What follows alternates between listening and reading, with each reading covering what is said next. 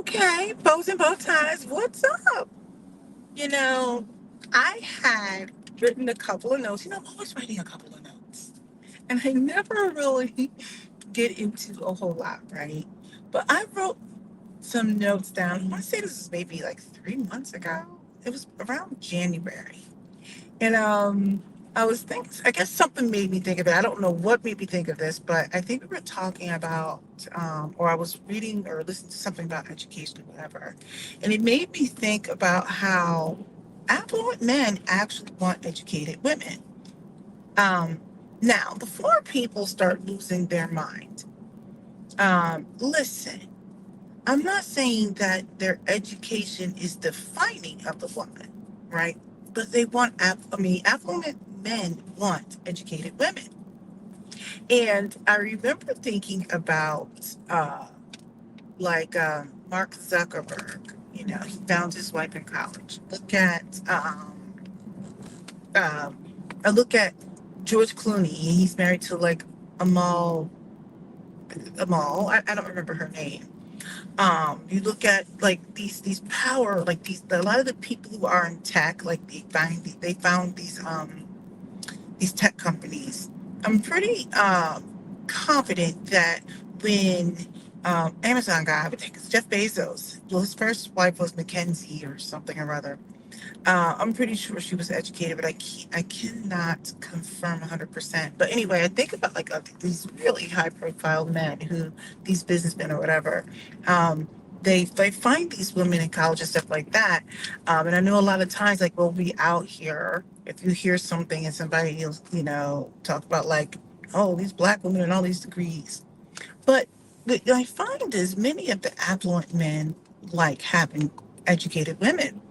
I was talking to a friend of mine that I know, and he happens to be a black affluent person, and his wife is educated and stuff like that. I remember having a conversation with him, and even the ones that when people want to have their little mistresses or whatever it is, like at least the ones that I know.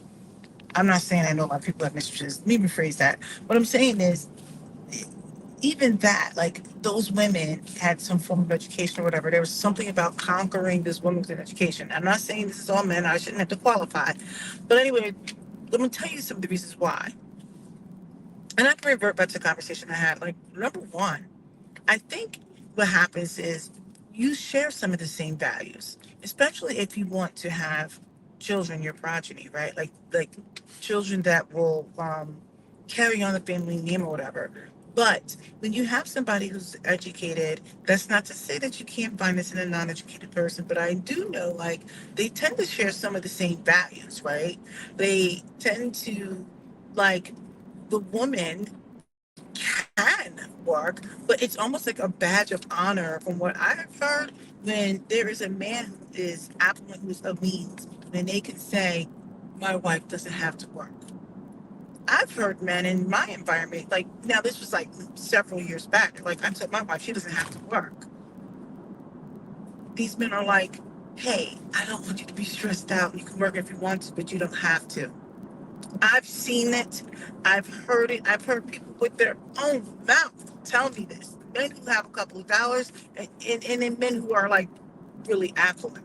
But the main thing is, like, it's like a badge of honor where they say, like, I have enough for both of us and I don't want you to be stressed. They like the fact that the woman, she can pass on when they have children those shared values, right? They understand how business is made. They understand a lot of things. So, if you're talking about creating a legacy, like a financial legacy, there's different types of legacies, right? You have your children that you want to pass your DNA through, like this comes from a proud line of so and so's, or your business acumen or whatever it is, you can pass those things on. But it's like they understand the values that this man, this affluent person is trying to pass on. I think also too, more and more I started talking to men of means. Believe it or not, now it could just be the ones that I've been fortunate to be surrounded by, but believe it or not, although they like the look of younger women, don't get me wrong, because there's a lot of nurses out there, but I know a lot of them also want someone that they can have, like, they want to be challenged, not in terms of like competition, but at the end of the day, many of these men, they go home and they still consult with their wife. What do you think of this? What have you observed? Blah, blah, blah. Like they have their business side, but then they have what happens when they get home. So when they get home, they also have that encouragement, they have that support because that woman gets certain things, right? Now, that's not to say that you can't get that from a woman who's not educated, but I'm going based off of what I've heard people actually say. They're like, I want somebody who's smart. I don't want a doormat. I don't want this. Um, this is what I've heard. I actually, one time, there was well, in relation to me, he's young. At the time, he was 29. I think he was 29. And I was in my early to mid, uh, not maybe mid 40s. I can't remember. This is several years back, a couple years back. And he was completing his degree late. He was getting his software developed. He was getting his computer science degree. I think he should be done by now. And I remember they were paying him his salary, if I remember correctly, he was almost done. It was still on the low end, but it was 149. No, it was $139,000. When I say low end, I'm talking about compared to the market where we are, the market area. But it's because he didn't have as much experience and he was finishing up his degree. But even still, he has a wife who, if I remember correctly, was a teacher. He told her, "You don't have to work if you don't want to. They have their home and everything like that." He was like, "Once I complete this, and I will, you know, be able to command the highest salary, et cetera, et cetera." He's like, "You don't have to work." But in the same token, he loved the fact that she was educated, that she could do her own thing. When you listen to him talk, and I was like, listen to this young man. I do think that it is kind of like a badge of honor when I listen to men when they say like, hey, somebody was telling me one time about this a guy out west, like he came from out west and he was saying like he was talking one time and like I hear this. It was something along the lines of like I retired my wife or something like that because this guy was making a lot of money, or maybe somebody was telling me something about how they heard this, but he was basically saying like I retired my wife, and she's got more education degrees than me, and now she's home with the kids. It was like a badge of honor to be able to say like my wife doesn't need to work, but basically she can take care of if she wants to, the home, these children, etc. There's a couple more notes I wrote down, but I think it gave him like this social standing as well, almost like converse in multiple groups, right? Like she's capable of holding her own. She's aware of certain things. She's traveled over like that. So like it was like a badge of honor, like a source of pride to be able to retire the wife. Like I think the wife they were talking about had like a PhD or something. I don't remember exactly what it was, but she wanted to. This was not a forced thing. This man was like, I was like, if she just wants to, she doesn't have to. But he was like ballerific, okay? But I think there was something attractive about the fact that this woman was super educated and he was still like, it made him feel like, I'm still the provider. I'm still doing it. Like, this woman is now like, we are a unit. Now, it's not, it's, I always say, like, as long as you have agency in yourself and you're capable of doing certain things, then I say, do what you want to do. Go for it. I don't think it's wrong if you want to you know, be a homemaker or whatever it is. But anyway, the point I'm making was I had conversations with several men. I work in a male dominated environment, right? When you listen to some of these men, or like when you talk to men who own companies, um, they're like, my wife can do it, whatever it is that she wants. And most of their wives are educated. Um, I know many people um, are stay-at-home moms and they were educated, right?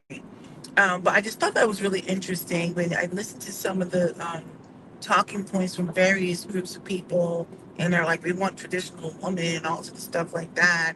And I think it's promoted like this woman is a homemaker, but they don't talk about the fact that, many women still want them to achieve their education. I just think that I think many of these men who are affluent, they still like feeling like they have this traditional wife that they can have stay home or whatever it is. But I also know too that many of these men, um, they're able to afford a lot of help so that they can have women who stay home and not be as stressful. But anyway, I just wanted to throw that out there because I thought it was a really interesting, I guess, a couple of conversations I've had more too. But when I listen to some of the things that some of these men say, like how they like the fact that, like, if they're going out and they're doing it, like they're like ballerific, and their wife understands, like, you can't both compete at the same time. It doesn't mean that I can't support you or support your dreams, but there's a time and a place for everything. Now, I know a lot of times people are going to come for me crazy, right? But like I said, I remember when I met my husband, I actually met him in a work environment. When we decided to get married and all stuff like that, I was a stay-at-home mom for like about 3 years. And my kids still went to some daycare too. But the point I'm making was there were certain things that I wanted to do in my career that I took a backseat for a while, and I supported my husband on certain things. And then I returned to work, and he was really cool about making sure that I was happy and just things. And it also helped that I was bringing in really good income too. But the point I'm making was I didn't want to be dependent on someone. And I just thought it was really cool that it was a partnership, right? It was give or take. Um, but I remember this one guy I was talking to one time, and he had like several businesses. Some of them sold, some of them kept, whatever. He invested in some other stuff. He was always saying, like, you always want to have a woman who gets it, right? You want a woman who, if she wants to work, fine. But if I'm the primary breadwinner, you want to make sure that they understand, like, he said, you still support your partner in whatever it is that she wants to do. But at the end of the day, you want to make sure that the primary breadwinner, the person who's whatever, you want to be able to ensure that you don't mess that thing up too. And by virtue of him, if he's the primary breadwinner, being successful doing all those things, it can in turn leapfrog and benefit, like what something's itching me, benefit her too, and whatever it is that she wants to do. And I remember this one guy was like, yeah, if my wife wanted to do X, Y, Z, do it. You know, as long as the family, as long as we have our goals set with the family and set together. There were times like when my husband had to pick up the slack on certain things, and he still does, you know. Um, but that required a lot of communication. It required um, compromise. It required a lot of those things because he understood that there were things that I needed too. And so this one particular gentleman, particular that I was talking to, he talked about how, like, when there are times like if he's doing certain things for business or whatever, he may need his wife to recognize that, hey, this is important in order for me to achieve this. And she understood. Just like when she wants to do certain things, he's like, whatever it is that she wants to do it. But I just thought that was interesting listening to people who have a couple of points or who are on that trajectory. They like the fact that their significant others, their wives, or whatever, were educated. You know, they did enjoy that. And a lot of times they did meet some of these people in these environments. I know we like to think that a lot of these affluent men are meeting women in these like these bimbos or something.